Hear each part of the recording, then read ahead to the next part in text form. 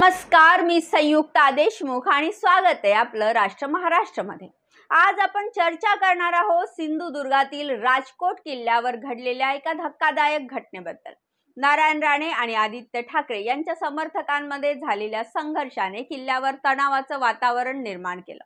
या घटनेदरम्यान नारायण राणे यांनी पोलिसांसमोर दिलेल्या धमकीची भाषा आणि त्यानंतर निर्माण झालेल्या परिस्थितीबद्दल सविस्तर चर्चा करूया।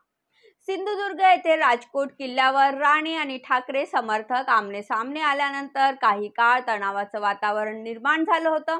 त्याच वेळी नारायण राणे यांनी तिथे पोलिसांसमोर धमकीची भाषा वापरल्याचं समोर आलं आहे। आदित्य ठाकरे आणि महाविकास आघाडीचे नेते हे जेव्हा राजकोट किल्ल्यावर पोहोचले त्याच्या काही मिनिटांआधीच नारायण राणे आणि त्यांचे पुत्र निलेश राणे हे किल्ल्यावर आपल्या समर्थकांसोबत पोहोचले होते।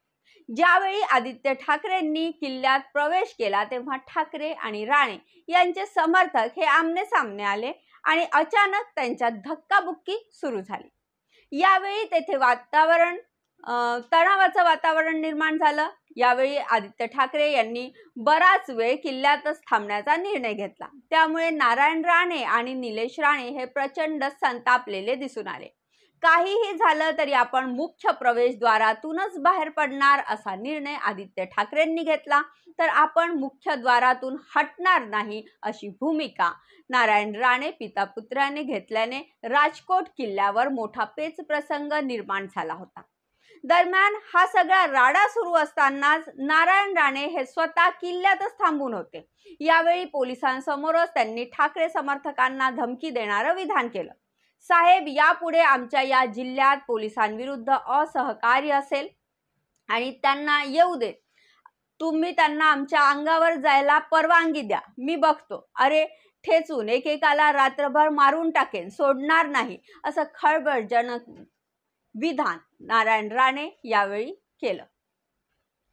थेट पोलिसांसमोर अशा प्रकारचं विधान केल्याने आता या प्रकरणी नेमकी काय कारवाई केली जाणार असा सवाल विचारला जात आहे। मात्र जो भाजप पक्ष हा शिस्त आणि संयम यासाठी ओळखला जातो, त्याच पक्षाच्या खासदाराने अशा प्रकारचं विधान केल्यानंतर आता पक्षाच्या पातळीवर राणेंवर कोणती कारवाई केली जाते का हे पाहणं देखील महत्त्वाचं ठरणार आहे। दरम्यान किल्ल्याच्या आत असलेल्या आदित्य ठाकरे यांनीही थेट राणेंना इशारा दिला। आदित्य ठाकरे म्हणाले की हा महाराजांचा किल्ला आहे, इथे अशा घटना घडल्या नाही पाहिजे। यायचंच अंगावर निश्चितपणे या, आम्ही बघून घेऊ, मग शिवसैनिक काय आहे हे आम्ही पण दाखवून देऊ। मी सगळ्यांना एवढ्यासाठीच रोखला आहे कारण हा महाराजांचा किल्ला आहे। पण 10 मिनिटात पोलीस नाही आले आणि महाराष्ट्रात काही जर घडलं तर देवेंद्र फडणवीस साहेब हे जबाबदार राहतील। आदित्य ठाकरे हे नारायण राणे यांना उद्देशून म्हणाले की ते बालिश बुद्धी आहेत। मला काय वाटते, त्यांची उंची आणि बुद्धी तेवढीच राहिली आहे असं म्हणत आदित्य ठाकरे यांनी राणेंना राजकोट येथे प्रतिआव्हान दिलं होतं।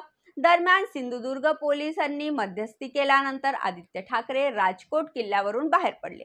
पण त्यावेळी देखील नारायण राणे आणि निलेश राणे हे बाजूला आपल्या समर्थकांसह उभे होते। यावेळीही इथे मोठ्या प्रमाणात घोषणाबाजीही झाली। तर मित्रांनो, आज आपण पाहिलं सिंधुदुर्गातील राजकोट किल्ल्यावर राणे आणि ठाकरे समर्थकांमध्ये झालेला संघर्ष आणि नारायण राणे यांचं वादग्रस्त विधान। या घटनेमुळे महाराष्ट्राच्या राजकारणात कोणते नवीन ट्विस्ट येतील याकडे आता सर्वांचे लक्ष लागले आहे। याबद्दल आपल्याला काय वाटते हे आम्हाला कमेंट बॉक्समध्ये कमेंट करून नक्की सांगा। आजच्यासाठी एवढेच, परत भेटू एका नव्या विषयासोबत।